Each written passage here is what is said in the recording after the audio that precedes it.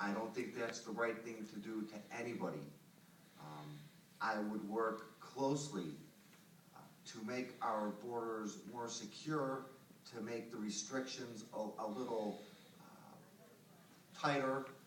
But the fact of the matter is we have got to take care of those families that are here in Illinois.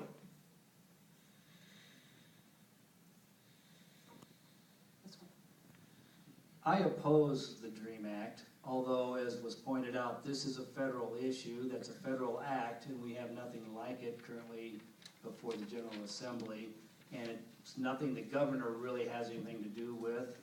But my position is that we have a problem when people break the law of this country, and then we decide to give amnesty to large numbers of them simply because we can't find another way to solve the problem.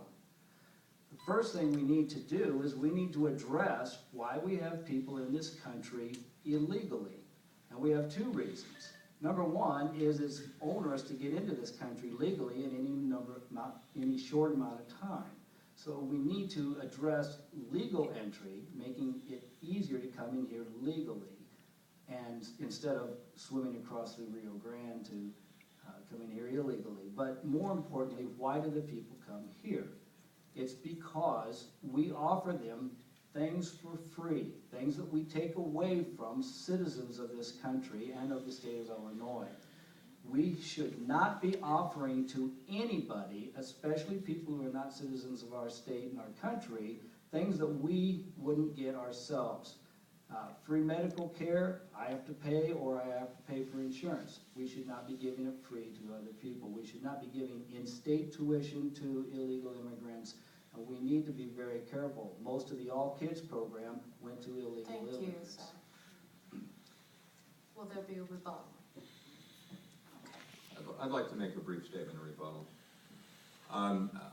I think Mr. Green is leaving something out. One of the fundamental things driving illegal immigration is our foreign policy, including our agribusiness subsidies, which ruins Mexican agriculture and drives farmers off the land, and then we wonder why they come here.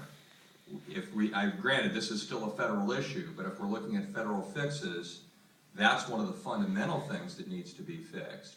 We also have to bear in mind that if we're concerned about the economics of it, it will be much more expensive to try to deport 12 million people than to make the pathway to legal immigration that much easier. Thank you. Next question. We'll start with you, Mr. Green. What mechanism will you put in place to enforce crime victims' rights? Well, right now, we have an Illinois Constitution that protects crime victims' rights. All we have to do is enforce that. It's very clear in the Bill of Rights, which is Article 1 of the Illinois Constitution, that the victims are to be treated with respect, and that the people who perpetrated the crime against them are not to profit from that crime, and there are protections from the victim from undue duress when going to trial to try to convict the criminals. So in that regard, we actually have those protections in place. If there is individual cases in court where those things are not being upheld, that should be taken to the Court of Appeals. And again, we just enforce the law as it is. Thank you. Mr. Cohen? Well, you know, my whole philosophy is jobs. If you want to talk about crime, I talk about jobs. Since September 24th, there has been 78 children killed in the Chicago streets. I believe we can educate ourselves out of these hard economic times that are causing these killings. Again, you can make all the laws you want. Until we bring jobs back to Illinois and give people hope, until we give people the feeling of prosperity, until we help the people that have non-violent felonies on their records, jobs, there's gonna continue to be crimes and killings in our streets. We have got to put the people of Illinois back to work. Yes, with respect to victims' rights, yes, Mr. Green is correct. We do have some protections on the books, but they're not being adequately enforced. As an attorney, I've seen it firsthand myself. Crimes committed and the state's attorney never even contacts the victim before reaching a plea negotiation deal with the alleged offender. And something's wrong with that picture. Something's very wrong. That's violating the law as it is. So there needs to be some accountability. I was educated earlier this evening about something called the Crime Victims' Right Amendment, which would require some accountability. Basically, that the victim will have to sign off on something saying, yes, I was contacted by the state's attorney, yes, I was consulted about the result that was reached in this case. Very simple thing, wouldn't cost any money, and yet would go a long way toward protecting the victim's rights. In addition, I believe, among other things, in the restorative justice model, and that is where you, where once you've established who the offender is, and you reach a resolution at that level, that you tailor some of the punishment toward restoring help to the victim. And it's not a perfect model. You can't undo what was done to injure someone. But I think it has good rehabilitative potential, and I think it moves us along the right direction as far as a sound criminal justice model. Thank you. This time we will start with Mr. Cohen. Well, are there any rebuttal? Okay, we'll start with Mr. Cohen with this next question. The future really is in the hands of the youth. As governor candidate, what are your thoughts on the importance of building a foundation of political interest in the youth, and how would you go about that? That's actually a good question. It hasn't been posed to me yet. Again, we talk about our children. We talk about these young men.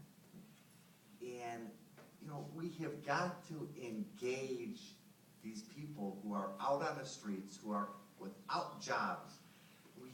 And the only way I see to engage them, to be honest with you, again, is to give them hope, to give them a job. Listen, while my opponents have been talking about jobs, I see this firsthand every day.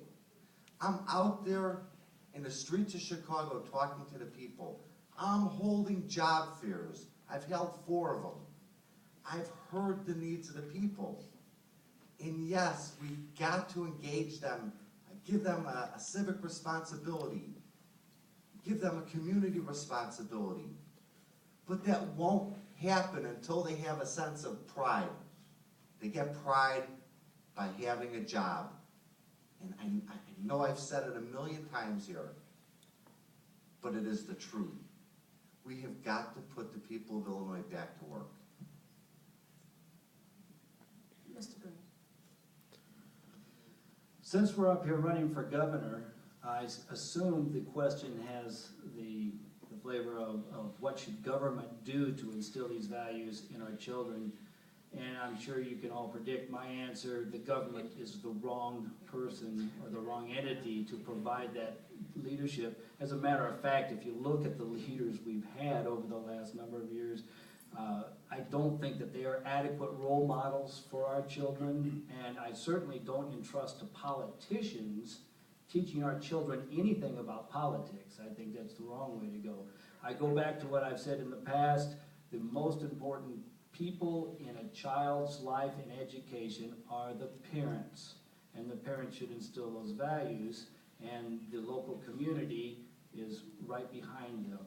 However, when it comes to what should we do as far as government is concerned, let's go back to you, the voters.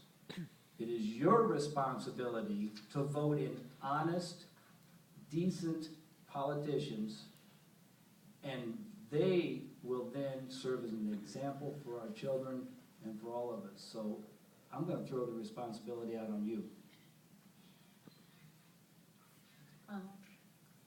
Yes, Well, one thing we can do